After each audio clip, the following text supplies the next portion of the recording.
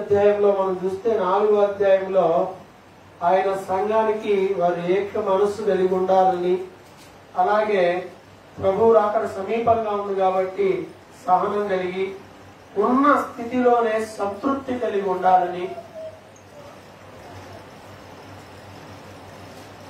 3వ అధ్యాయంలో తాను ఇశ్రాయేలు వంశస్థుడు అయినప్పటికీ కూడా ఎలా ప్రభు కోసం వాటన్నిటినీ కాదనుకొని ఎలా ప్రభు కొరకు జీవిస్తున్నాడో రాయబడింది. ఇప్పుడు 2వ అధ్యాయంలో 12వ వచనంలో ఒక 12వ వచనం ఉంది. ఆ 12వ వచనంలో ఆ ఒకే ఒక్క వచనంలో, అంటే ఆ 12వ వచనంలో మాత్రమే ఉన్న 2 విషయాలని మనం చూడబోతున్నాం. కాగా నా ప్రియులారా, మీరు ఎల్లప్పుడూ విధేయులై ఉన్న ప్రకారము నా ఎదుట ఉన్నప్పుడు మాత్రమే కాక మరి ఎక్కువగా నేను మీతో లేని ఈ కాలమందును భయముతోను వణుకుతోను మీ సొంత రక్షణను కొనసాగించుకొనుడి. ఈ వచనంలో మనకేం కనిపిస్తుంది అని అంటే, 2, మీరు విధేయత కలిగి ఉండండి. మీరు ఎల్లప్పుడూ విధేయత కలిగి ఉన్నట్టుగానే ఇప్పుడు కూడా విధేయత కలిగి ఉండండి అన్నాడు. అంటే బేసిక్గా వీళ్ళు ఎలాంటి వారు? విధేయత కలిగిన వారా, విధేయత లేనటువంటి వారా? అక్కడ రాయబడినటువంటి ఆ మాటను మనం ఆధారం చేసుకుంటే, మీరు ఎల్లప్పుడూ విధేయులై ఉన్న ప్రకారము నేను లేని ఈ సమయంలో కూడా మీరు విధేయులై ఉండుడి అన్నాడు. అంటే ఒక మాటను అక్కడ ఉపయోగించాడు. అదేమిటి అని అంటే, మీరు ఎల్లప్పుడూ విధేయులై ఉన్న ప్రకారం అంటే వీళ్ళు ఆల్రెడీ విధేయులే. బేసిక్గా వాళ్ళు లోబడేటువంటి వారే, సంఘం లోబడేదిగానే ఉండింది. అయినా వాళ్ళకు ఓ మాట చెప్తున్నాడు, నేనున్నప్పుడు మీరు ఎలాగ లోబడి ఉంటారో, సహజంగా మీరు ఎలా లోబడి ఉంటారో అలాగనే లేనప్పుడు కూడా విధేయులై ఉండండి అనే మాటని ఉపయోగించాడు. విధేయత విశ్వాస జీవితంలో ఈ విధేయత అనేది చాలా ప్రాముఖ్యమైనది. చాలామందికి ఆ విషయం తెలియదు. తెలియక ఏవో అనుకుంటారు. విధేయత ఎప్పుడూ కూడా జీవితంలో కోల్పోకూడదు. మామూలుగా భౌతికంగా మన పిల్లలు విధేయులై ఉండాలని కోరుకుంటాం. బైబిల్ ఏం చెప్తుంది? పిల్లలారా, ప్రభువునందు మీ తల్లిదండ్రులకు విధేయులై ఉండుడి అని. తల్లి లేదా తండ్రి వాళ్ళ పిల్లలకి ఏదైనా కొంచెం జ్ఞానం ఉన్నప్పుడు, కొంచెం ఇండిపెండెంట్గా ఆలోచించే కొంచెం శక్తి వచ్చిన తర్వాత వాడికి ఏదైనా చెబితే వాడు ఉద్దేశపూర్వకంగా పిల్లల మాట వినకపోతే ఎలా ఫీల్ అవుతాం? మా పిల్లలు మా మాట వినడం లేదండి. అన్నీ అర్థం చేసుకోకపోవచ్చు వాళ్ళు, కానీ కొన్ని బేసిక్ చిన్న చిన్నవి ఉంటాయి, అవి ఖచ్చితంగా వాళ్ళు చేయాల్సిందే. అవి కూడా చేయకపోతే అప్పుడు ఏమనుకుంటాం? ఈ విషయంలో కూడా కనీసం వింటలేదని బాధపడతా ఉంటాం. విధేయత కలిగినటువంటి వారిగా మా పిల్లలు లేరనే బాధ మనుషుల్లో సహజంగా కనిపిస్తుంది. అయితే విశ్వాస జీవితంలో మనం విధేయులమై ఉన్నామా లేదా అనేది ఆలోచన చేసుకోవాలి. ఇక్కడ ఎవరి మాట వినాలి? ఇప్పుడు పిల్లలు తల్లిదండ్రుల మాటకి విధేయులై ఉండాలి. విశ్వాస జీవితంలో మనం ఎవరి మాటకి విధేయత చూపించాలి? విశ్వాస జీవితంలో ఎవరి మాటకి విధేయత చూపించాలి? ఒకే ఒక ఆప్షన్, అది దేవుని మాట, అంతే. ఆ దేవుని మాట ఎవరు చెప్పినా కూడా దేవుని మాట అయి ఉండాలి. అది ఎవరైనా చెప్పచ్చు. ఆ దేవుని మాటకు మనం విధేయత చూపించాలి. అయితే నా ఎదుట ఉన్నప్పుడు మాత్రమే కాదు, నేను లేనప్పుడు మరి ఎక్కువగా మీరు విధేయత చూపించండి అని పౌలు గారు సంఘాన్ని ఉద్దేశించి మాట్లాడుతున్నాడు. ఉన్నప్పుడే కాదు, లేనప్పుడు ఇంకా ఎక్కువ. మనల్ని అబ్జర్వ్ చేసేవాళ్ళు లేరు, మనల్ని కనిపెట్టేవారు ఎవరు లేరు అనుకున్నప్పుడు మనం ఎక్కువ విధేయతగా ఉంటామా? ఈజీగా సులభంగా అలా విడిచిపెట్టే స్వభావం కలిగి ఉంటామా? మన మీద ఎవరైనా ఇన్స్పెక్షన్ చేస్తూ ఉంటే, ఎవరన్నా ఉంటే చాలా భయపడి చేస్తాం ప్రతిదీ.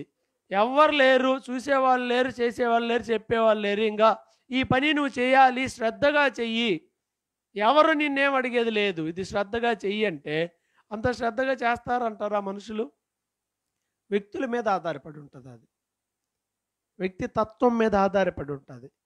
ఎవరు ఉన్నా లేకపోయినా ఎవరు చూసినా చూడకపోయినా, ఎవరు మన కితాబు ఇచ్చినా ఇవ్వకపోయినా, ఇది నా పని, దేవుడు నాకు ఇచ్చిన ఏ పనినైనా శక్తి లోపం లేకుండా చేయడం నా బాధ్యత అని భావించేటువంటి వారు నిజమైనటువంటి విశ్వాస జీవితం కలిగినటువంటి వారుగా ఉంటారు. కాబట్టి మనం గ్రహించాల్సింది ఏంటి అంటే విధేయత కలిగి ఉండాలి. ఎలాంటి విధేయత అంటే ఉన్నప్పుడే విధేయత కాదు, లేనప్పుడు కూడా విధేయత కలిగి ఉండాలి. ఉంటారా? లేనప్పుడు విధేయత కలిగి ఉంటారా?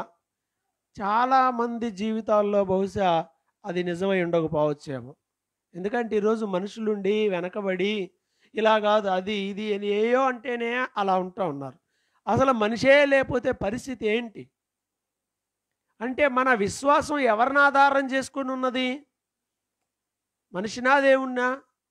మనుషులు. ఈరోజు చాలామంది మనుషుల్ని ఆధారం చేసుకునో ఇంకా వేటినో ఆధారం చేసుకుని విశ్వాసంలో ముందుకు వెళ్తూ ఉంటారు.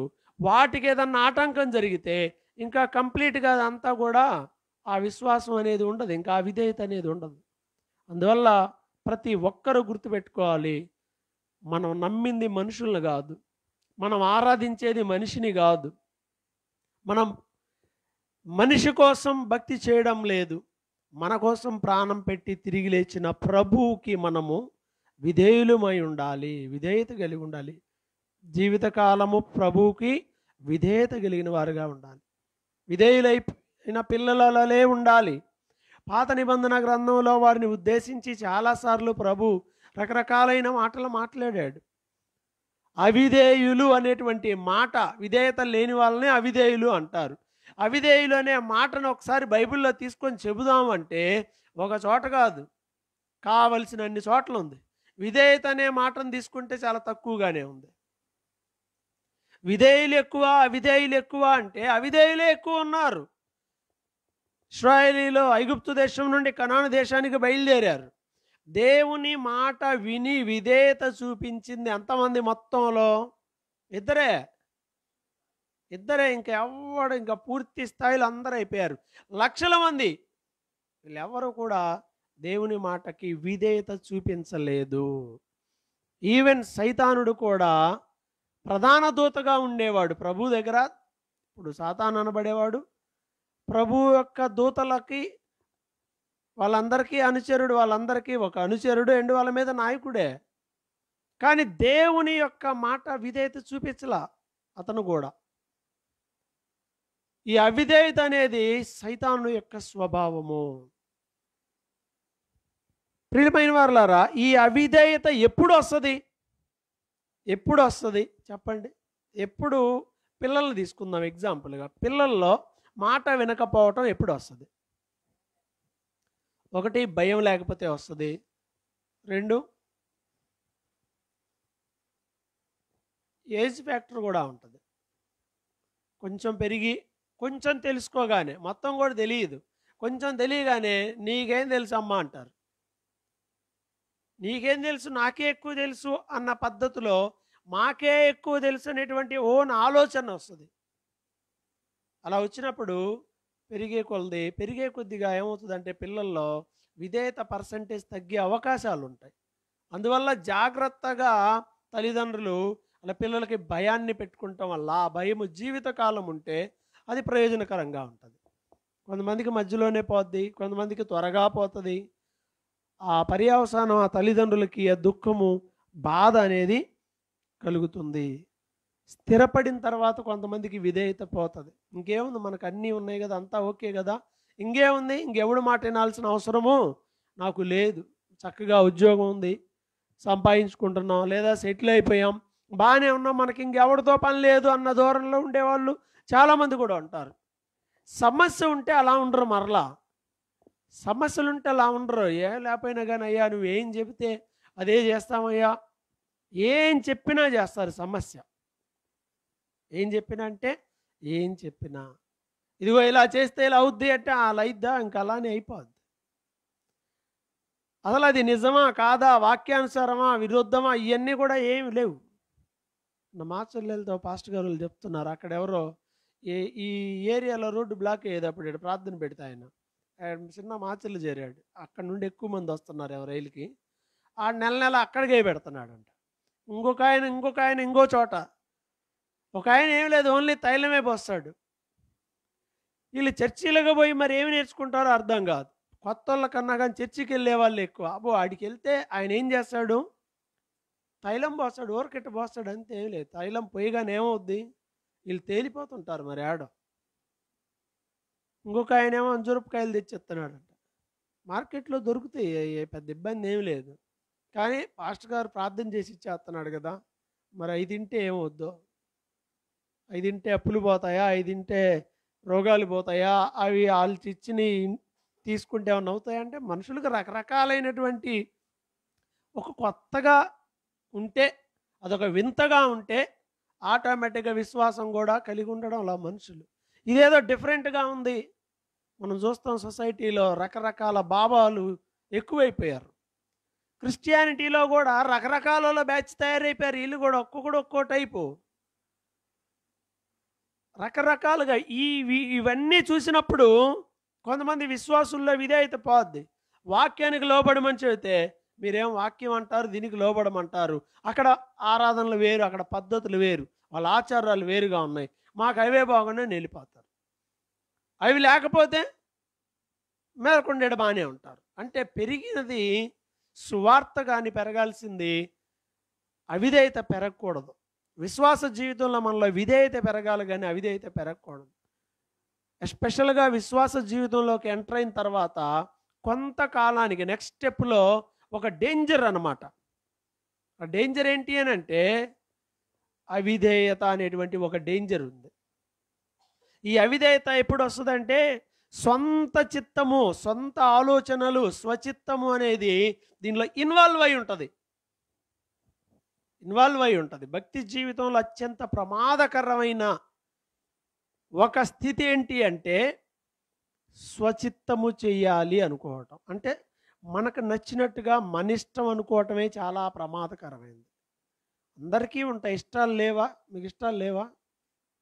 ఇష్టాలు ఉన్నాయా? ఉండవు అందరికీ. నాకు ఇలా ఉండడం ఇష్టం, నేను అక్కడికి వెళ్ళటం ఇష్టం, నేను ఇలా చేయటం ఇష్టం, నేను ఇలా అవటం నాకు ఇష్టం, నేను ఇలా ఉండాలనుకుంటున్నాను. ఇవన్నీ అందరికి అన్నీ ఉంటాయి.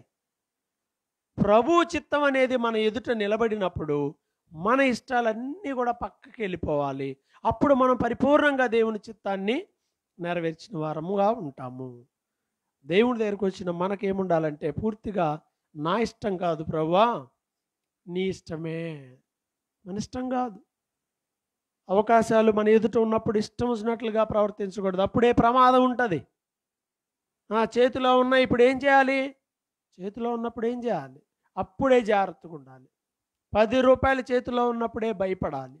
వాటిని ఎలా ఖర్చు పెట్టాలో తెలియకపోతే ప్రమాదం. మిస్యూజ్ అయిపోతే ఇంకా రావు కదా మరలా. ఇప్పుడు జీతం వచ్చింది, జీతం రాగానే మొత్తం ఇంక అందరు ఇంటిలో పాది అందరూ 4 రోజులు ఇంకా బిర్యానీలు తినిపడేశారు అనుకో, పరిస్థితి ఏంది? డబ్బులు ఉన్నాయి కదా, ఉన్నాయి, అందరం ఇంకా ఫుల్గా తిందాం, అవి చేద్దాం, ఏది కావాలంటే అది ఫుల్ ఎంజాయ్ చేసేద్దాం అని ఒక 5 రోజులు బేభత్సంగా తిని మేలకుండా కూర్చున్నాం అనుకో, నెక్స్ట్ పరిస్థితి ఏంది? మరలా జీతం వచ్చేది ఎప్పుడు? అదేంటో ఈ జీతాలు అనేవి మనిషిని పూర్తిగా ఆధారపడేలా చేస్తాయి. 1వ తారీఖు ఎప్పుడు వచ్చిద్దా, 1వ తారీఖు ఎప్పుడు వచ్చిద్దా, 10వ తారీఖు ఎప్పుడు వచ్చిద్దా, 10వ తారీఖు ఎప్పుడు వచ్చిద్దా అంటే అవి ఎప్పుడు వస్తే అప్పుడు మనకు డబ్బులు వస్తాయి కదా. అవి వస్తే ఎట్లా ఖర్చు పెట్టాలా ఇక రెడీ. ఇంకా తెలివిగల వాళ్ళు అయితే అవి వచ్చేలోపు ముందు అప్పో సొప్పో రెడీ చేసి అవి వచ్చాక సెట్ చేసేస్తారు. సో ఆలోచించేద్దాం, మన ఇష్టాలను పక్కన పెట్టి దేవుని ఇష్టాలే ప్రాధాన్యత ఇవ్వాలి. ఇదే ప్రమాదకరమైంది. ఏ విషయంలో అయినా నీ సొంత నిర్ణయాలు వద్దు. చిన్నదైనా పెద్దదైనా దావీదులాగా యుద్ధం జరుగుతుంది, యుద్ధానికి వచ్చారు, శత్రువులు యుద్ధం చేయడానికి వచ్చారు మీదకి. ఇప్పుడు దావీదు ఏం చేశాడు? ఎవరైనా మన మీదకి యుద్ధానికి వస్తే ఏం చేస్తాం? ఎవరైనా సహజంగా యుద్ధమే చేయాలి, ఎందుకంటే అది రాజరికం ఉన్న రోజులు అవి. ఇప్పటికైనా పాకిస్తాన్ వాళ్ళు బోర్డర్ దాటితే మన వాళ్ళు ఏం చేస్తారు? వాళ్ళు కూడా వాళ్ళు చేసేదో వాళ్ళు చేస్తారు. జరుగుతూనే ఉంటాయి యుద్ధాలు, వాళ్ళు చచ్చిపోతుంటారు, మన వాళ్ళు అసలు బయటికి కూడా చెప్పరు, అలా పోతూ ఉంటాయి ఇవన్నీ.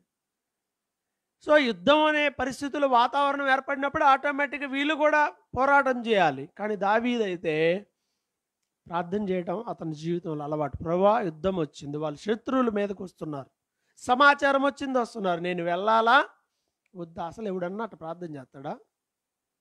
నేను వెళ్ళాలా వద్దని ప్రార్థన చేసి వెళ్తారా?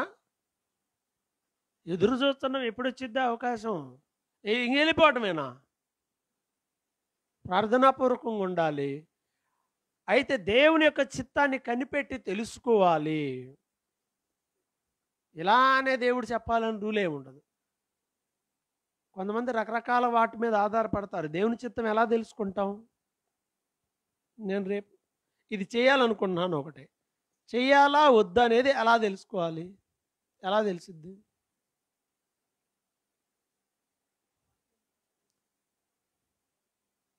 ఎట్లా తెలుసుకుంటావు నీ పర్సనల్గా?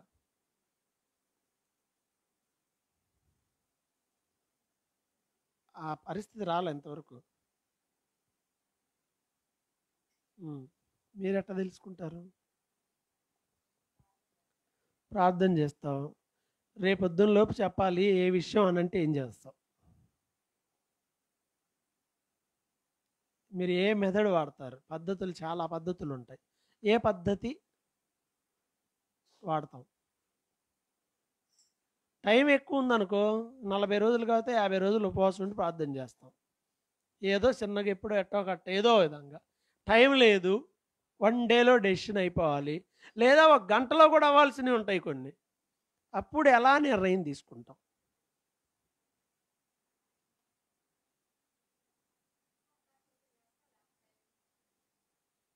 ఎలా తెలుసుకుంటావు దేవుని చిత్తాన్ని? 1 గంట టైం ఉంది, లేదా 1 రోజు టైం ఉంది ఫర్ ఎగ్జాంపుల్, అప్పుడు ఎలా? అనుకూలిస్తే దేవుని చిత్తం, వ్యతిరేకంగా ఉంటే? ఎర్ర సముద్రం ఎదురొస్తే పో అన్నాడు, పోయాం, ఎర్ర సముద్రం ఎదురొచ్చింది, అప్పుడు అది దేవుని చిత్తమా కాదా? ఎర్ర సముద్రం వచ్చిందిగా, పరిస్థితి వ్యతిరేకంగా ఉందిగా.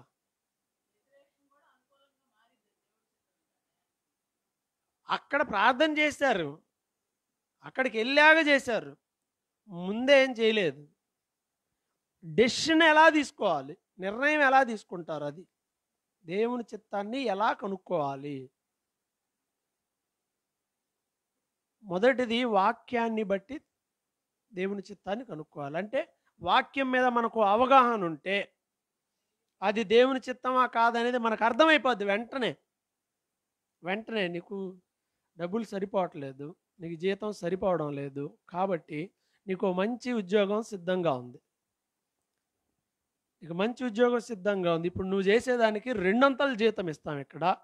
కాకపోతే ఏంటి అంటే ఇక్కడ ఆదివారం కూడా రోజులాగే రావాలి, నీకు 10,000 కాదు 50,000 ఇస్తాం ఇక్కడ. ఇప్పుడు దీనికి ప్రార్థన చేసి దేవుని చిత్తం కనుక్కొని చెప్తావా? వెంటనే అర్థం అవుతుందిగా.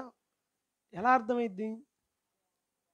వాక్యం మనకు తెలుస్తుంది, ఆదివారం ఆరాధనకి వెళ్ళాలి, ఇది వాక్యానికి విరుద్ధంగా ఉంది, అది దేవుని చిత్తమా కాదా అని ఇంక దాని గురించి అసలు ప్రేయర్ చేయాల్సిన అవసరం ఏమి లేదు.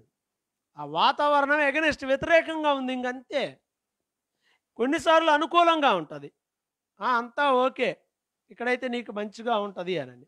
ఒకవేళ అది మంచిగా ఉంటుందో లేదో మనకి తెలియదు, అప్పుడు ఏం చేయాలి? ప్రార్థన చేసుకొని పోవాలి, అవకాశం ఉందిలే అని ఎగురుకుంటూ పోతే ఏడో మునిగిపోతాం. ప్రార్థనతో విశ్వాసంతో దేవుని యొక్క చిత్తాన్ని తెలుసుకొని ముందుకు వెళ్ళాలి. ఒకటి వాక్యం మీద అవగాహన ఉండడం వల్ల, రెండోది ప్రార్థించుట వలన. ప్రార్థించాలి, నాకు ప్రార్థన చేసే టైం కూడా లేదు, ఇంక అర్జెంటుగా తేల్చుకోవాలంటే దాన్ని తీసి అవతలేయటమే. ఆప్షన్ 1, టైం లేదు అంటే వాక్యాన్ని బట్టి ఆలోచించుకొని వెంటనే చేయాలి. కొంచెం సమయం దొరికిందా వెంటనే ప్రార్థన చేసుకోవాలి. ప్రార్థనలో దేవుని చిత్తం అనేది మనకు తెలియజేయబడుతుంది ప్రార్థనలో ఉన్నప్పుడు. ఎలా? ప్రార్థనలో ఒక పర్ఫెక్ట్ అయినటువంటి విల్ ఒకటి మన మైండ్లో క్రియేట్ అయిపోద్ది, దేవుని నడిపింపు వస్తుంది.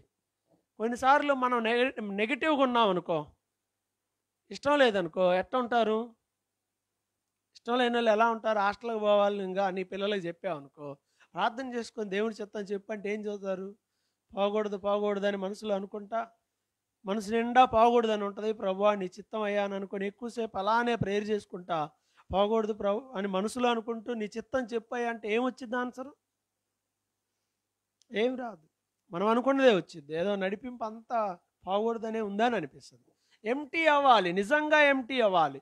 మన మనసులో అయితే అయింది లేకపోతే లేదు అని అనుకొని ప్రార్థన చేసి, నీ చిత్తమని నాకు స్పష్టంగా తెలియచేయి, నీ నడిపింపు నాకు ఇవ్వమని ప్రార్థన చేసినప్పుడు ఆయన తన నిజమైన నడిపింపిస్తాడు. ఆయన మీద ఆధారపడినప్పుడు, పూర్తిగా ఆయన మీద ఆధారపడినప్పుడు అది జరుగుతుంది.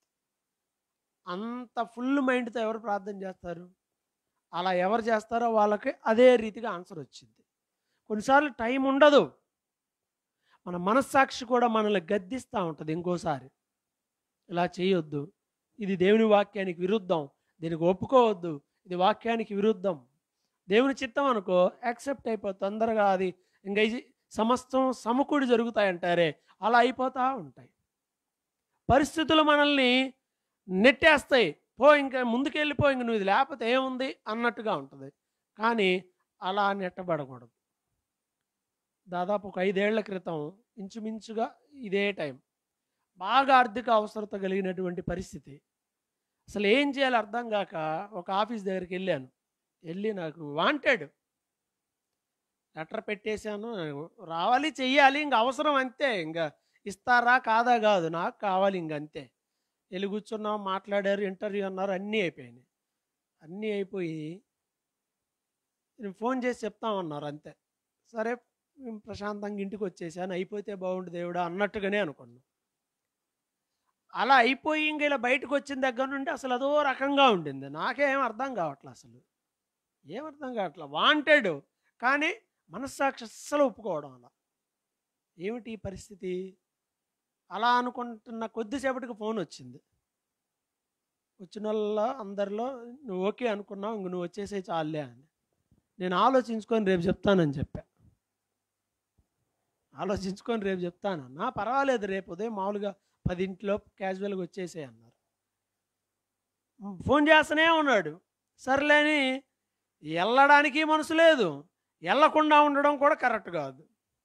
ఏం చేయాలి అర్థం కాక చిన్నగా చివరికి వెళ్ళిపోయి డైరెక్ట్గా ఒకటే చెప్పారు, రావడం లేదు.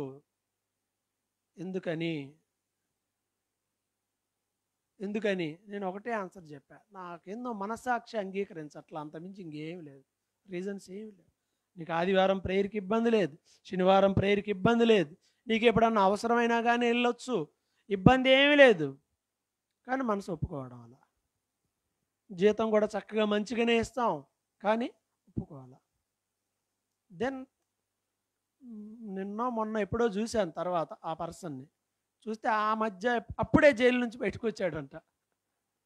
ఫ్రెష్గా అప్పుడే వచ్చాడు. ఏంటంటే అప్పుడు పోయి ఇప్పుడే వచ్చాను అంటున్నాడు. అంటే మనకు తెలియదు ఫ్యూచర్ ఎలా ఉంటుందో అనేది. దేవునికి మాత్రం అన్నీ తెలుసు. చాలా మంచివాడు, ఆయన ఏదో తప్పు చేసి ఏమి వెళ్ళలేదు. సో కొన్ని ఉంటాయి, కొన్ని చిన్న చిన్నవి ఉంటాయి. అక్కడ అనుమతించలేదు, ఇంకో చోట అనుమతించవచ్చు, పని అదే అయి ఉండొచ్చు.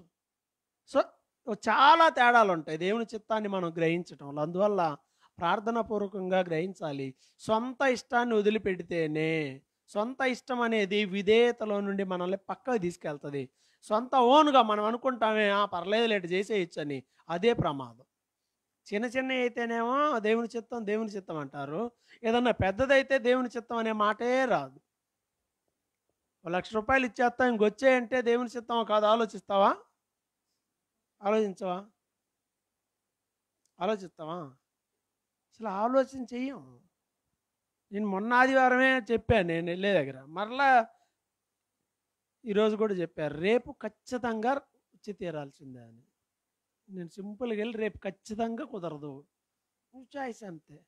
అంతా అయిపోయాక ఆయన పిలిచి ఎల్లుండి అన్న ఖచ్చితంగా రా అని.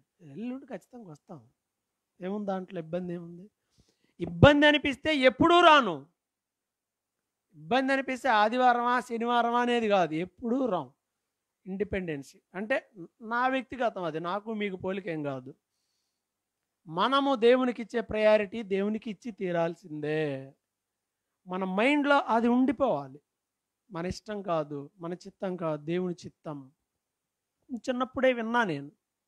విమానాన్ని కనిపెట్టిన రైట్ బ్రదర్స్ వాళ్ళు సండే కూడా వర్క్ చేయాల్సి వచ్చినప్పుడు వాళ్ళు చెప్పేవాళ్ళంట, సండే మేము మా దేవుని పని చేసుకోవాలి, మేము రాము అని. ఎవరైనా విమానాలు తయారు చేస్తున్నారా ఆదివారం? ఏమైనా కనిపెడుతున్నారా సైంటిస్టులాగా? ఏం లేదుగా, అంత పెద్ద పనులు ఎవరికి ఏమి లేవుగా. అయినా మనుషులు తాపికి ఇంట్లో అయినా పడుకుంటారు టీవీ పెట్టుకుని, కానీ ప్రార్థనకి వెళ్ళరు చాలామంది.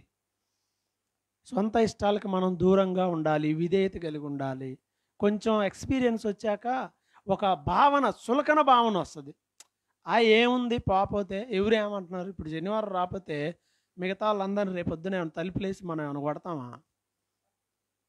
ఏ భయం లేదుగా. ఏమన్నా అయిద్దా? ఆదివారం రాకపోతే మాత్రం ఏమన్నా అవుతుందా? ఏమవుతుందిగా. ఏముంది? ఒక భావన ఏర్పడిద్ది. మామూలుగా ఉన్నప్పుడు ఆ భావన ఏర్పడదు. ప్రారంభంలో ఎట్టుంటుందంటే, అసలు కొత్తలో 9:30కి ప్రార్థన అంటే 8:30కే వచ్చేసి అబ్బో అసలు ఇంక చెప్పలేం. తర్వాత ఎందుకని అంటే 9:30కి ప్రార్థన అంటే 10:30కైనా వచ్చి వెనక ఎడన్నా కూర్చొని కొద్దిసేపు అటు ఇటు తిరిగి కానుకేసి ఇంక వెళ్ళిపోతే అయిపోయాయి. తేడా ఏంటి? లోక సంబంధమైన వాటికి ప్రయారిటీస్ ఇచ్చి దైవ చిత్తానుసారమైన వాటికి ప్రయారిటీ తగ్గిస్తూ ఉంటారు. మిగతా అన్నీ నేను పెద్ద పట్టించుకుని, కానీ ఆదివారం ఆరాధనకు కూడా ఏ వ్యక్తి అన్న దూరం అయిపోతే వెంటనే సింపుల్గా ఎదురు మార్క్ వేసుకోవచ్చు, ఈ వ్యక్తి ఆత్మీయ జీవితంలో చచ్చిపోయాడని అర్థం. అంతే, ఇంకా వేరే ఏం లేదు. ఇంకా ఆదివారం ఆరాధనని దేవునికి దూరం అయిపోతే ఉన్నాం. ఇప్పుడు ఒక ఆదివారం నేను మాచర్లో ఉన్నా. మా తమ్ముడు, చిన్న తమ్ముడు వాడు ఆదివారం ఆరాధనకు రాలే. అక్కడ నేను అక్కడే ఉన్నా. ఉదయం ఒక మీటింగ్ ఒకటి జరుగుతుంది, ఆ మీటింగ్కి వెళ్ళాలి.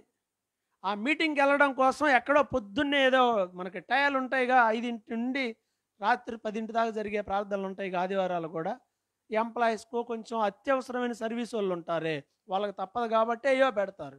పొద్దున్నే అక్కడికి వెళ్ళి అదంతా అయిపోయి ఎర్లీగా చూసుకొని వెళ్ళి ఆడేదో మీటింగ్లో కూర్చున్నాడు. మీటింగ్ అంతా అయిపోయిన తర్వాత నేను కూడా వెళ్ళాను మీటింగ్కి. అంతా అయిపోయాక అడిగాను, ప్రార్థనలో కనపడలేదు ఏందిరా అంటే, మీటింగ్ ఉంది కదా దీనికి రావాలి కదా, అందుకని అక్కడ పొద్దున్నే ఉంటుంది ఒకటి 7ంటికే, అది చూసుకొని డైరెక్ట్గా ఇక్కడ 10ంటికల్లా వచ్చి ఇక్కడ ఉన్నాను అన్నాడు. మరి నేను కూడా రావాలిగా, నువ్వు ఊరకు వచ్చి కూర్చొని తినిపోయేవాడివే. అసలు ఆ మీటింగ్ 90% నా మీదే ఆధారపడి ఉంటుంది. నేను మెదలకుండా వచ్చి ఉంటే ఒక ఆయన పెద్ద ఆయన ఉండి అసలు పోవడానికి లేదని పట్టుకున్నాడు. నేను ఇంటికి వెళ్ళి ఊరికి అట్లా మొహం కట్టుకొని వస్తానండి అన్న. సర్లే వదిలిపెడతాడేమో, నేను బండి ఎక్కితే బండి తీసుకొని వెళ్ళి బ్యూటీ పార్లర్ లాగా ఉంది, దాంట్లో జెంట్సీ కూడా ఉంటాయి, దాంట్లో తీసుకెళ్ళి కొంచెం మొహం అంట గడుగు, స్నానం చేయమన్నా చేపిస్తారు అని అన్నాడు. అసలు పోనీలా ఎట్టి పరిస్థితుల్లో. సరే నేను లోపలికి వెళ్ళి ఫోన్ మాట్లాడుకుంటూ బయటకు వచ్చి చర్చికి వచ్చేసాను. అదేవిధంగా చర్చి అయిపోయిన దాకా ఎవడి ఫోన్లు ఎత్తలేదు, మొత్తం అంతా ప్రేయర్ అయిపోయి చిన్నగా అక్కడికి వెళ్ళా. రావాల్సిన గెస్ట్ ఎవడో రాలేదు, అసలు ప్రోగ్రామే స్టార్ట్ కావాలి. వెళ్ళిన అరగంటకి స్టార్ట్ అయింది. దేవునికి ప్రాధాన్యత ఇచ్చి తీరాలంతే ప్రతి ఒక్కరి జీవితంలో. ఈరోజు మనుషులకి దేవునికి ప్రాధాన్యత ప్రారంభంలో ఇస్తారు, కానీ తర్వాత ఎవరు, ఇది సమస్య. నువ్వు నీ రేంజ్ పెరిగితే పెరగవచ్చు, రేంజ్ పెరిగితే దేవునికి ప్రయారిటీ తగ్గిస్తారా?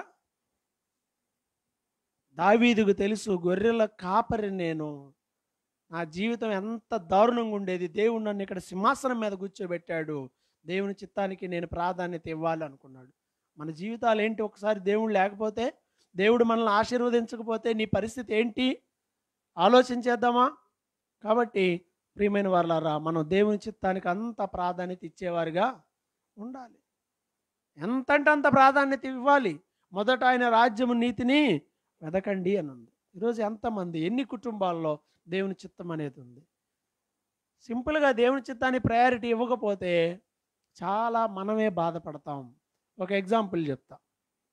స్టార్టింగ్లో బాగానే ఉండి తర్వాత పైకి వెళ్ళి టప్పని పడిపోయి ఇరిగిపోయాడు ఆయన. సౌలు అనేటువంటి వ్యక్తి ద బెస్ట్. దావీదంటే ఇంకా ఆపోజిట్ ఎవడంటే ఇంకా సౌలే. ఇద్దరు జీవితాలు పోల్చుకోవచ్చు, ఇది శరీరం, అది ఆత్మలాగా.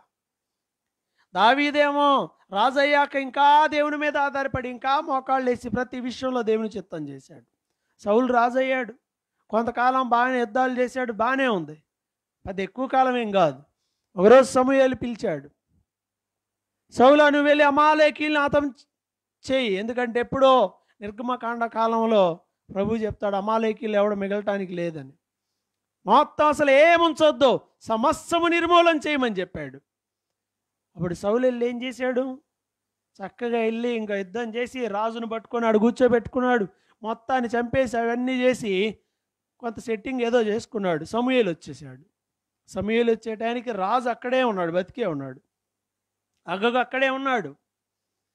మంచి మంచి గొర్రెలు, మంచి మంచి ఎద్దులు ఇవన్నీ తీసి పక్కన పెట్టుకున్నాడు.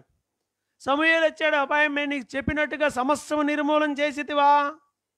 చేశానయ్యా, సూపర్, పర్ఫెక్ట్గా. పచ్చబద్ధం చూస్తున్నాడు, అది కూడా చేసావా? మరి ఏంది ఆ కేకలు ఏందో వినపడుతున్నాయే, వాటి కేకలు అవే అవి దేవునికి ఇద్దామని ఉంచానులే అన్నాడు. అసలు అబద్ధం, అవిధేయత. దేవునికి ఇద్దామని మరలా దేవుణ్ణి అడ్డం పెట్టి చేయడం. ఆ ఎదురున్నోడిని ఎదురే పెట్టుకున్నాడు ఆ రాజును. మరి ఏం చేద్దాం అనుకుంటున్నాడు? సమూయేలు వచ్చి కత్తితో అతన్ని చంపుతాడు. అతను తన బాధ్యతలు నిర్వహించాలి. ఏమనుకున్నాడంటే, ఏముందిలే, సమూయేలు మాట కూడా అతనికి టేక్ ఇట్ ఈజీ లాగా ఉండింది. ఎదిగిన తర్వాత చాలామంది అంతే ఉంటారు. ఆయన అంతే చెప్తాడు, మనం మనకు నచ్చినట్టు ఉండాలి, మన పద్ధతి మంది. ఎప్పుడు తెలిసింది సౌలుకి దాని పర్యవసానం? వెంటనే చెప్తాడు కదా, అక్కడ ఒక మాట రాయబడి ఉంటుంది, ఈ మంచి మాట. మొదటి సమూయేలు గ్రంథం 15వ అధ్యాయంలో 22వ వచనాన్ని చదువుకుందాం. సమూయేలు గ్రంథం, మొదటి సమూయేలు గ్రంథం 15వ అధ్యాయము 22వ వచనంలో అంటాడు, అందుకు సమూయేలు తాను సెలవిచ్చిన ఆజ్ఞను ఒకడు గైకొన్నట్లుగా యెహోవా సంతోషించినట్లు ఒకడు దహన బలులను అర్పించుట వలన ఆయన సంతోషించున. ఆలోచించుము, బలులు అర్పించుట కంటే ఆజ్ఞను గైకొనటం, పొటేళ్ల కొవ్వును అర్పించుట కంటే మాట వినుటయు శ్రేష్టము. ఇదండి దేవుడు కోరుకుంటుంది. నీ బలులు, ఇదిగో బలులు అన్నీ అర్పిస్తే దేవుడు సంతోషపడతాడు అనుకుంటే ఇంకా అందరూ బలులే అర్పించుకుంటూ కూర్చుంటారు. కానుకల వల్ల దేవుడు సంతోషపడతాడు అని అనుకుంటే జనం అమ్మ దేవుడు కానుక ఇచ్చేవాళ్ళు ఎంత పెద్ద పెద్దలు ఉన్నారు తెలుసా? వాళ్ళు ఎంతెంత కానుకలు ఇస్తారో తెలుసా? అసలు ఆశ్చర్యపోతాం. నేను నా జీవితంలో ఒక పెద్ద కానుక ఇచ్చిన ఆయన చూశాను, మైండ్ పోయింది అసలు నాకు. ఆయన మరి ఏదో పెద్ద ఉద్యోగమే, ఊరికి అక్కడ ఉన్నాం, మాట్లాడుతూ ఉన్నాం చర్చిలో. ఎవరో ఒక ఆయన వచ్చాడు, ఆయనకి ఈయన ఎవరో తెలియదంట. ఆయన రాగానే పాస్టర్ అని చెప్పారు అంతే. పాస్టర్ గారు అండి అంటే ఏంటండి అంటే, చర్చి కట్టుకుంటున్నాం అయ్యా, కొంచెం నీ వంతు కూడా సాయం చేస్తామని. ఎంతో కొంత ఇచ్చి పంపించండి అంటే, ఎంత ఇస్తారు ఎవరన్నా? 80,000 ఏమి ఇచ్చి పంపించాడు. అసలు ఈయన ఎవరో తెలియదు, ఆయన ఎవరో తెలియదు అంట. అలా చాలామంది వచ్చారు, అందరికి ఇచ్చారు, అయిపోయింది. ఆయన సొంత చర్చి వాళ్ళు వచ్చారు, అక్కడే ఉన్నాము, సొంత చర్చి వాళ్ళే. వాళ్ళు ఏదో ఉండి సరిపోవట్లేదు, ఇది కొంచెం ఎక్స్టెన్షన్ చేయాలి, సంవత్సరానికి ఒకసారి జరిగే కూటం గురించి మాట్లాడుతున్నారు వాళ్ళు. చర్చికో 30 మంది వస్తారు. ఆ చర్చి ఒక తక్కువలో తక్కువ ఒక ఎకరంలో ఉంటుంది, ఒక 30 మంది ఉంటారు. సంవత్సరానికి ఒకసారి భారీగా జరుగుతాయి కూటాలు, మామూలుగా ఉండదు, సరిపోదు. దానికోసం ఎక్స్టెన్షన్ చేయాలి, బాత్రూమ్లు కట్టాలి, ఇంకొంచెం ప్లేస్ కూడా కావాలి, భోజనానికి సపరేట్ ప్లేస్ కావాలి, ఇవన్నీ అని అంటే, ఇదిగో పక్కన వాళ్ళు స్థలం అమ్ముతారంట అంటే, అది కొనుక్కుందాం అన్నాడు ఆయన. వెంటనే 1 ఎకరం కొంటామంటే చిన్న విషయమా? మొదలు ఆ బాపట్ల ఏరియాలో, బాపట్ల చీరాల ఏరియాలో. అసలు ఆయన ఒకటే చెప్పాడు, వీడు అమ్ముతాడా? ఆ పక్కనోడు అమ్ముతాడా అని అడిగాడు. ఆడు కూడా అమ్ముతాడంట. ఆ పక్కనోడు 4-5 పేర్ల తర్వాత వీళ్ళు చెప్పలేకపోతున్నారు. ఆయన ఒకటే చెప్పాడు, ఈ పరిధిలో కనుసూపు మేరలో ఎంత అమ్మితే అంత కొందాం, మొత్తం కొనేసేద్దాం, ఎంత అమ్మితే అంత కొనుక్కుందాం, ఆ కనుసూపు మేర మొత్తం అవకాశం ఉన్న అమ్మే వాళ్ళందరూ లిస్టు తీసుకురండి, మొత్తం కొందాం, అవన్నీ నేను ఇచ్చి వెళ్ళిపోతానులే, వెళ్తా అన్నాడు. ఒకటే మాట. ఎంత అయి ఉండొచ్చు? ఓ 15 ఏళ్ల క్రితం అనుకుంటా, 15 20 ఏళ్ళ 20 ఏళ్ళు దాదాపుగా. ఎంత అయి ఉండొచ్చు? ఎంత ఇచ్చి ఉండొచ్చు? మనం ఎంత? బలులు అర్పించడం వల్ల దేవుడు సంతోషపడకపోవచ్చు, బలులు ఇంపార్టెంట్ కాదు. ఇంకో మాట కూడా అంటున్నాడు అక్కడ, ఏమన్నాడు? దహన బలులు అర్పించడం వల్ల సంతోషపడడు, పొటేళ్ల కొవ్వు అర్పించటం వలన. పొటేళ్ల కొవ్వు అంటే శ్రేష్టమైనది ఆ భాగం, ద బెస్ట్ అండి, ఇది దేవునికి నేను ఇది బెస్ట్ ఇస్తున్నానండి.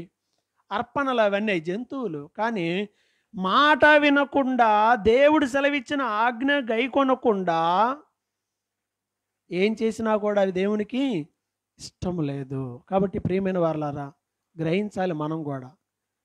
దేవునికి ఇష్టమైన కానుక ఏమిటి అంటే, ఏమిటి ఇష్టమైనది? ఆయన మాట వినటం అనేదే శ్రేష్టము. పొట్టేళ్ళలో కొవ్వర్పించడం కంటే ఆయన మాటకి విధేయత చూపించాలి. ఆ కింద ఇంకో మాట కూడా అంటాడు. కింద ఇంకో మాట అంటున్నాడు చూడండి, అడుగున 23వ వచనం. తిరుగుబాటు చేయుట సోదె చెప్పుట ఎను పాపముతో సమానము. మూర్ఖతను అగపరుచుట మాయా విగ్రహమును గృహదేవతలను పూజించుటతో సమానము. ఇదండి. దేంతో సమానం అంట? తిరుగుబాటు చేయటం, సోదె చెప్పడం, వీటితో సమానం అంట. ఏంటి? మాట వినకపోవటం అంత పాపం ఉందా? నువ్వు మాట వినకపోతే తిరుగుబాటు. అది విగ్రహాలను పూజించినట్టంటే ఇంకో దానికి నువ్వు ప్రయారిటీ ఇచ్చినట్టు అని అర్థం అంట. ఇక్కడ అదే రాయబడింది కదా, తిరుగుబాటు చేయుట సోదె చెప్పుట అనే పాపంతో సమానం. మూర్ఖతను అగపరచటం, విగ్రహాలని పూజించటం. ఇప్పుడు సౌలు మాట విన్నాడా? సరే, సమూయేలు చెప్పినప్పుడన్నా విని లోబడిపోయాడా? అక్కడ కూడా మూర్ఖంగానే దేవునికి ఇస్తానండి అన్నాడు. అంటే మనిషిలో చూడండి, తెలియకుండానే అవిధేయత వస్తుంది, మూర్ఖత్వం వస్తుంది, తెలియకుండానే వచ్చేస్తుంది. ఈ ప్రమాదము విశ్వాస జీవితంలో ఉంటుంది. కానుక ఇచ్చేసేస్తేనో, లేకపోతే మనం కోటాలకు ఏదన్నా చేసేస్తేనో దేవునికి విరోధమైన జీవితాన్ని జీవించి చాలామంది ఇదే అనుకుంటారు. సరే, భోజనాలు పెట్టేసేద్దాం. భోజనాలు పెడితే ఏమవుతుంది? పోతుందా? అవిధేయత పోద్దా? నువ్వు ఇంకోటి ఏదన్నా చేస్తే దేవుడు కూలైపోతాడా?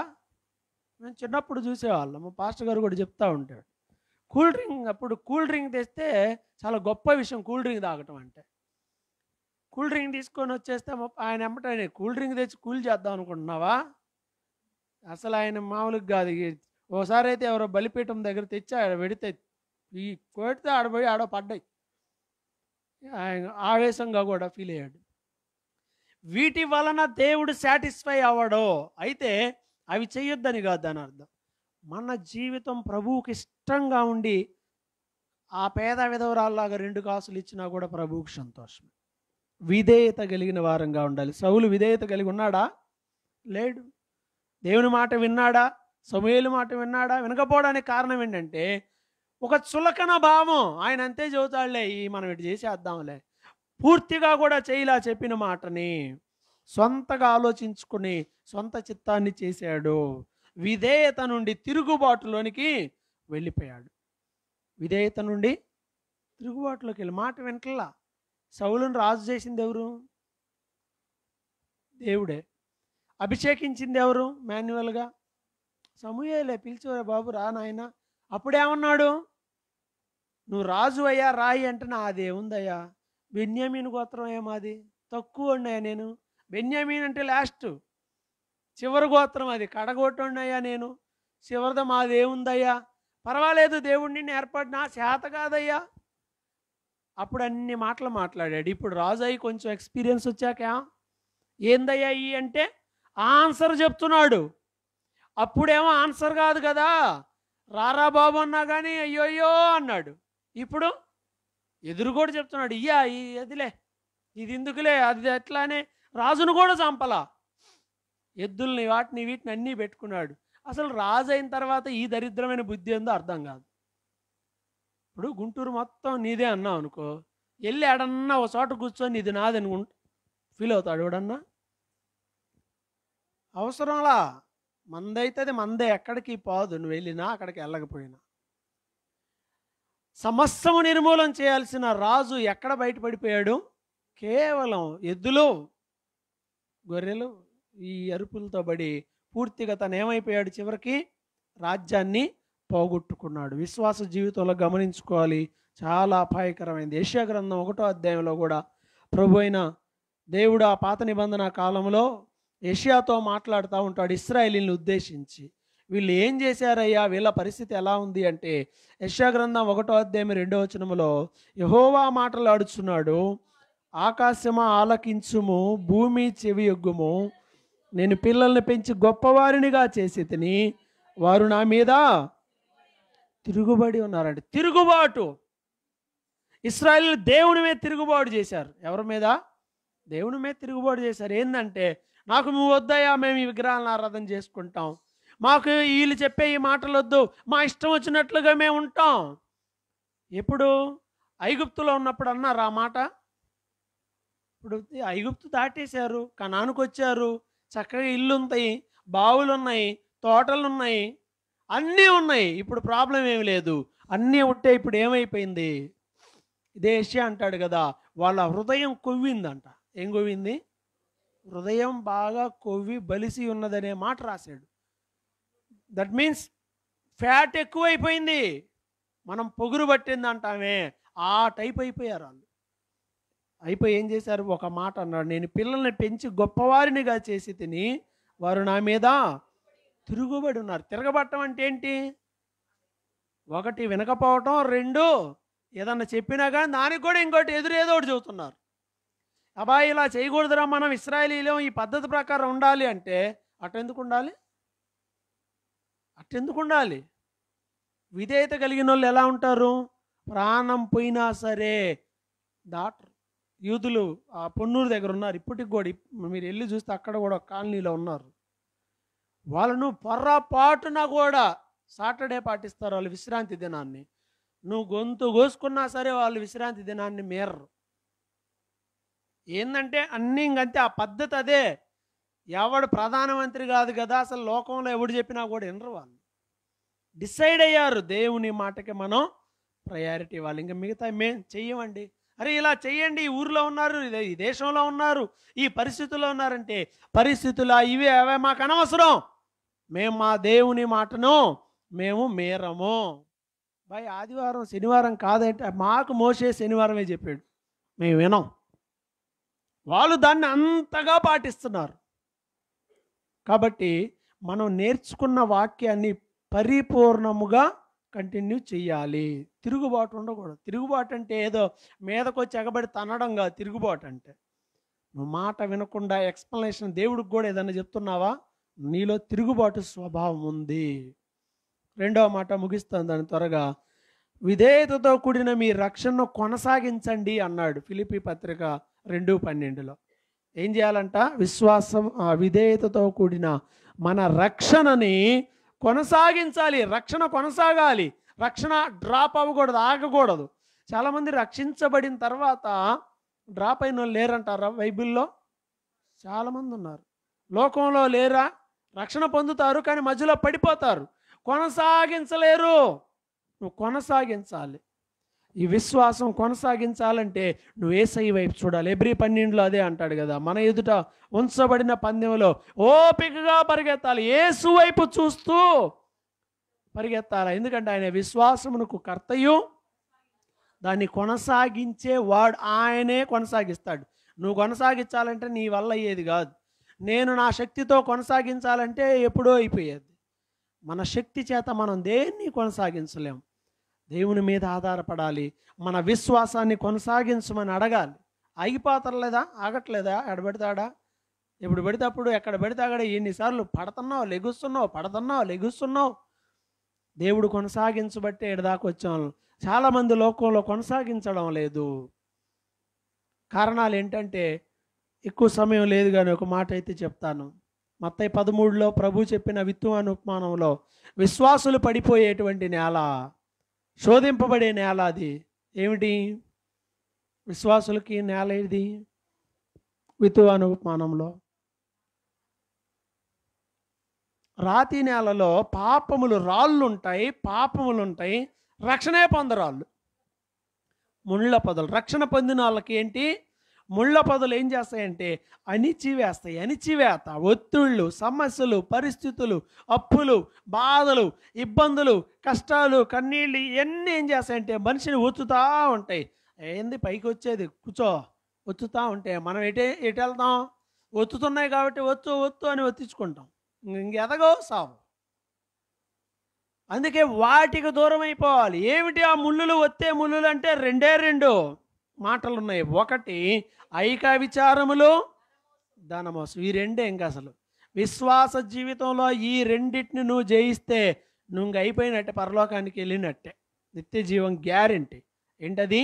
ఐక విచారాలు, ఈలోక సంబంధమైన విచారాలు. చెప్పాను కదా చాలాసార్లు. ఏమో లివిగాడు కొడుకు పెళ్ళి చూస్తామో లేదో, ఆ రేంజ్లో ఉంటాయి. కొంచెం పిల్లలు 5 ఏళ్ళు 10 ఏళ్ళు వచ్చినా కూడా చాలు. 10 ఏళ్ళు కొంతమంది ఆ దరిద్ర మెంటాలిటీ లాస్ట్ జనరేషన్లో ఉండేది. నేను చచ్చిపోతాను, చచ్చిపోయేలోపు ఏం చేయాలి? తర్వాత ఎవరు చచ్చేది? అంటే ఆ జనరేషన్తో ఒక మనుషులు చాలా వరకు నాశనం అయిపోయారు. ఒత్తుతూ ఉంటారు అన్నమాట ఎవడి కోసమో. ఇంకొంతమంది ఉంటారు, నువ్వు చేసుకో, ఇప్పుడు నువ్వు చేసుకోకపోతే నేను మందు దాగి చచ్చిపోతాను, అట్ట అంటారు. అట్లా మనుషులు ఒత్తుతూ ఉంటారు, లోకం ఒత్తుతూ ఉంటుంది, పరిస్థితులు ఒత్తుతూ ఉంటాయి. పరిస్థితులు ఒత్తుతుంటే 90% అందరూ తలకాయించుకొని మెలకుండా పోయే వాళ్ళే ఉంటారు. జయించాలి. ఐక విచారాలు లేవా? ఐక విచారాలు ఉన్నాయా లేవా? ఉన్నాయా? ఉన్నాయా లేవా? ఉంటే ఇంక ఎదగరో పొట్టోళ్ళే. ఉంటాయి, జరుగుతూనే ఉంటాయి. ఆ విచారం నీలోకి ఉండొచ్చు, కానీ దాన్ని ప్రభువుకు అప్పగించు. ప్రభువుకు అప్పగించి నువ్వు ఫ్రీగా ఉండు. లేకపోతే ఈ ఐక విచారం ఎక్కువైతే ఏమవుతుంది? బాగా ఆలోచన ఎక్కువయ్యి, ఒత్తిడి ఎక్కువైతే ఏమవుద్ది? బీపీ కన్నా ముందు షుగర్ వస్తుంది. షుగర్ వస్తే శుభ్రంగా ఇంకా రోజు నీ చచ్చిపోయి బతకటమే రోజు. ఒక ఏజ్లో వస్తే పర్లా, ఓ 50 తర్వాత వస్తే పోనీలే, ఇంక ఇంజిన్ అరిగిపోయిందిలే అనుకోవచ్చు. అది 20లోనే 30లోనే. ఇంక ఇప్పుడు 30 తర్వాత ఇంకా సహజం. కొన్ని జాబులు చేసే వాళ్ళకి తొందరగా వస్తుంది, ఒత్తిడి ఉంటుంది, బాగా ప్రెషర్. దానివల్ల జీతం 5 లక్షలు వస్తుంది ఆడికి, కానీ ఆడికి మానసికమైన ప్రశాంతత ఉంటుంది. అందుకే ఈ ఒత్తిడిలో ఉన్న వాళ్ళు ఆడు బయటికి రావడం, సిగరెట్ తాగడం, మందు తాగడం, ఇవన్నిటికి రీజన్ ఏంటి అంటే బేసిక్గా ఒత్తిడి. వాటిని తగ్గించుకోవడానికి ఈ పనికిమాలిన పనులు ఏవో చేస్తుంటారు. ఐక విచారాలు ఎందుకు వాటికి అంటే, ఆ అమ్మ అంత జీతాన్ని ఎట్టపోగొట్టుకుంటాం, అరే ప్రశాంతంగా ఎంతో కొద్దిగా చేసుకు అభ్యాసాలు, అది జరిగే పనే లేదు. మన లైఫ్ను మనమే పాడు చేసుకుంటూ ఉంటాం. ఆరోగ్యం పాడైన తర్వాత వచ్చిద్దా? షుగర్ తీసుకో, ఓ 1,00,000 రూపాయలు జీతం ఇస్తాం, ఒప్పుకుంటారా? కోరి ఒప్పుకోరు. మరలా ఇదో సమస్య. కాబట్టి మన జీవితంలో ఐక విచారాలను వదిలిపెట్టండి, దేవునికి అప్పగించండి. దేవుడు చూసుకుంటాడు, దేవుడు నడిపిస్తాడు. దేవుని మీద భారం వేయాలి, ఇంకంతే, ఆప్షన్ లేదు. కాదని నేను మోసుకుంటానంటే నువ్వు మోసుకుంటావు, నువ్వు ఆడే పడతావు, నువ్వు లేగవో రావు, నీ పరుగు పందావు నువ్వు ఇంకా అవదు. పరిగెత్తాలనుకున్నాడు వెనక బ్యాగ్ వేసుకొని పరిగెత్తడు. వాడు అసలు ఎంత వెయిట్లెస్ ఉండాలో అంత వెయిట్లెస్, అంతే. బట్టలు కూడా బరువైన వేసుకోడు, అనవసరం. వెయిట్లెస్గా పల్చగా ఉండి వేసుకునేది వాళ్ళకి లేక అయింది. ఇవన్నీ పెట్టుకుంటే పరిగెత్తలేవు. విశ్వాస జీవితంలో ఎదగాలన్నప్పుడు కొంతమంది అన్నీ పెట్టుకుంటారు. ఊర్లో అన్నీ అవసరం, అవన్నీ ఊర్లో అన్నీ మనకి, మన పరిధి ఎంతవరకు ఇంకా అంతవరకు. కొంతమంది పేరెంట్స్ వాళ్ళ పిల్లల పట్ల అవి వాడు తినడో లేదోరా, వాడికి నువ్వు తినిపించు, ఏం గడ్డగడ్డగడ్డలు ఆడిపోద్ది. ఈ తాతలకి ఉంటుంది కొంతమందికి ఆ జబ్బు, వాడు ఏందో పడుకున్నాడా లేదా, అసలు కాన్సన్ట్రేషన్ ఇంక వీళ్ళే, ఇంక అసలు దేశంలో లేనట్టు ఓవర్ అన్నమాట. వాడు తిండైంది, ఆకలి అయితే నిద్రపోడైంది, వాడికి నిద్ర వస్తే ఇట్లా చేయాలమ్మో అట్లా చేయాలి. వాళ్ళ పిల్లలు వాళ్ళ తల్లిదండ్రులు చూసుకుంటారు, కానీ వీళ్ళు చెడగొడతారు కొన్నిసార్లు. అందరూ కాదు, కొంతమంది. అతి ఆలోచన, ఆడు తిన్నాడా లేదా, ఆడు ఏం చేస్తున్నాడో, నీ సంగతి నువ్వు చూసుకొని ఒక టైం వచ్చాక అర్రవకుండా తినే ముద్ద మేలకుండా బైబిల్ చదువుకొని ప్రార్థన చేసుకొని అందరి కోసం ప్రార్థన చేస్తూ హ్యాపీగా ఉండొచ్చు. మనకు అది చేత కాదు. ఎవరు వచ్చారు, ఎవరు పోయారు, ఎక్కడ ఏం జరుగుతుంది, ఏయో అన్ని దేశంలో ఉన్న దరిద్రం అంతా మనకు అవసరం. ఎందుకు అవసరంలా? ఎంత దూరంగా ఉంటావు అంత హ్యాపీగా ఉంటావు. సమస్యల్లా మరీ అతిగా తెలుసుకోవడం, వాటికి దూరంగా ఉండాలి.